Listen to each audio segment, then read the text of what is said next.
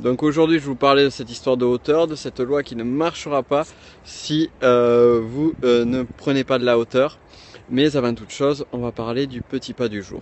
Alors la question est justement, mon petit pas du jour va être lié à cette question, à cette idée de hauteur.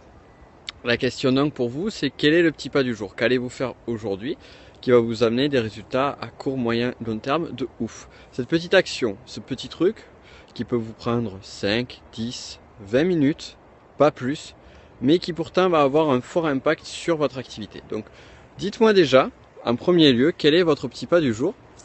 Et je vais vous donner le mien, ici sur ce superbe point de vue, comme on peut le constater.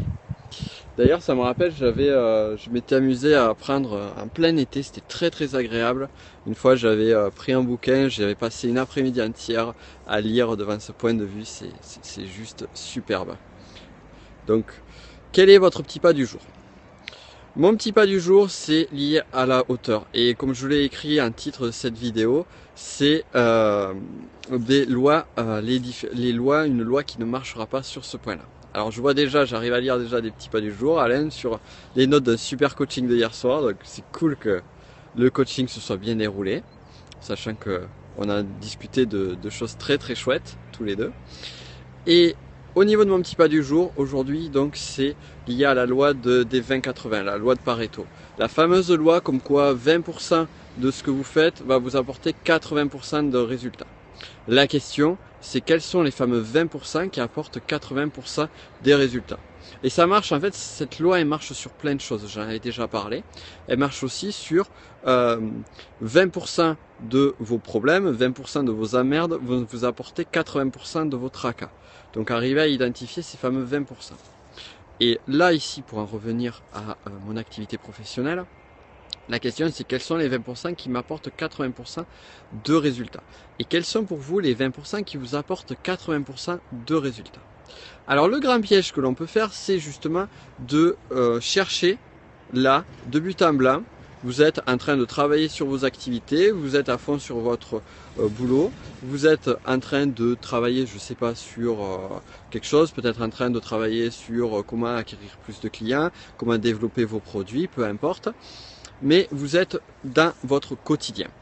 Et si vous cherchez à identifier les 20% qui vous apportent 80% de résultats, vos résultats seront complètement faux, ils seront complètement biaisés. Dans le sens où, si vous êtes conditionné par l'activité que vous êtes en train de faire, et vous êtes, comme on dit, la tête dans les guidons.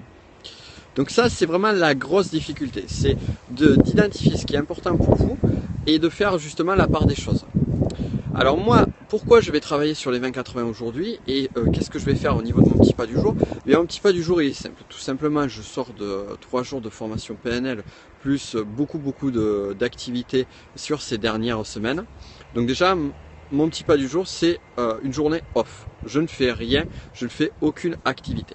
La seule et unique activité que je vais faire aujourd'hui, ça va être une prise de recul sur justement sur les choses que je fais, sur les choses que je fais aujourd'hui qui ne me rapportent rien et les choses que je fais aujourd'hui qui me rapportent beaucoup, et pour me focaliser, pour refaire un petit, on va dire un petit reset, un petit reboot sur mon activité et sur les choses à venir.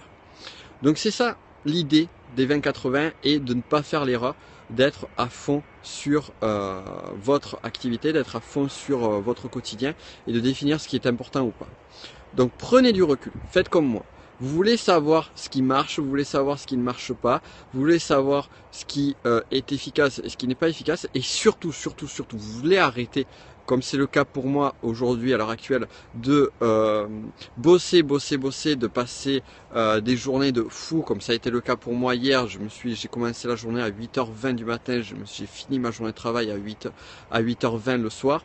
Donc c'est des rythmes de travail que je vous rassure, c'est occasionnel, mais c'est des rythmes de travail que je n'ai pas envie d'avoir et de revivre au quotidien de façon récurrente, et c'est des rythmes de travail que je vous déconseille d'avoir. Et bien souvent, à bosser comme un âne, disons-le, à bosser comme un âne, on n'a pas forcément les résultats que l'on souhaite. Et on peut travailler beaucoup moins, de travailler par exemple 5-6 heures et avoir exactement les mêmes résultats. Et je suis d'accord avec toi, Milly, 12 heures, c'est de la folie, c'est beaucoup trop.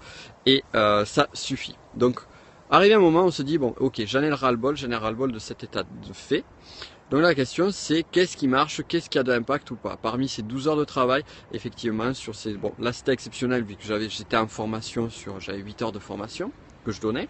Mais au-delà de ça, sur 8 heures de travail, sur on va dire 10 heures de travail, il y a seulement 2 heures qui vous apportent vraiment du résultat. Et au niveau de tous vos projets, de toutes vos activités, de toutes les choses que vous faites, eh bien, il y a peut-être seulement 20% qui vous apportent des résultats. Parmi tous vos projets que vous pouvez avoir, que vous avez aujourd'hui, cette semaine, la semaine prochaine, dans 15 jours, dans un mois, 2 mois, 3 mois, bref, peu importe, tous vos projets, eh bien, seulement 20% de ces projets vous apportent 80% de résultats.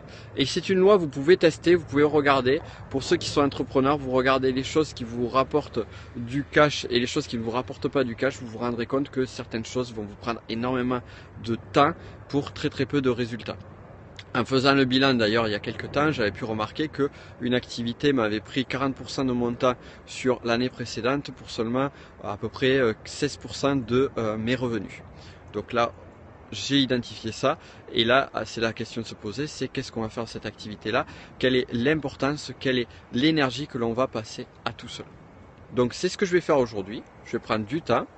Déjà vous voyez, j'ai une superbe vue qui va me permettre de prendre du recul, de prendre de la hauteur, parce que l'idée elle est là, on va prendre de la hauteur, voir ce que l'on fait aujourd'hui, voir ce qui marche pas et faire un bilan et se dire ok, ça je laisse, ça je garde, ça je laisse, ça je garde, ça je ralentis jusqu'à pouvoir l'arrêter peut-être un jour et ainsi se retrouver avec beaucoup plus d'efficience dans votre travail et une courbe de progression qui soit une courbe de progression non pas linéaire. Et alors une courbe de progression linéaire, elle peut très bien être comme ça, mais elle peut très bien être comme ça, hein, parce que ça aussi c'est une ligne droite, hein, ou comme ça. Donc on va éviter les courbes de progression linéaires et on va aller chercher les courbes de progression qui sont exponentielles, qui vous amènent vraiment au plus haut. Moi c'est ce que je vais faire aujourd'hui, parce que j'ai déjà fait il y a quelques temps en arrière, il y a quelques longs mois. Donc il est temps de le refaire, il est temps de s'y caler à fond. Je vais faire ça, je vous laisse donc là-dessus, comme d'hab. Et ça, le conseil que je vous ai donné aujourd'hui va vous aider dans ce sens-là. Pensez à bien briser les barrières, kiffer la life. Parce que oui, réduire le temps de travail, c'est aussi passer plus de temps à kiffer la life. Et quant à moi, je vous dis à très vite. Ciao les amis!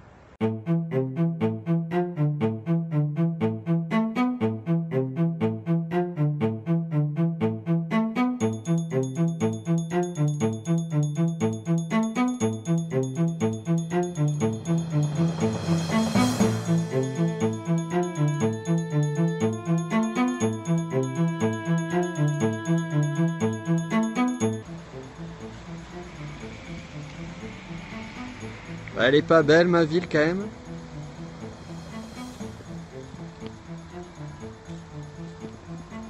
On n'est pas bien là.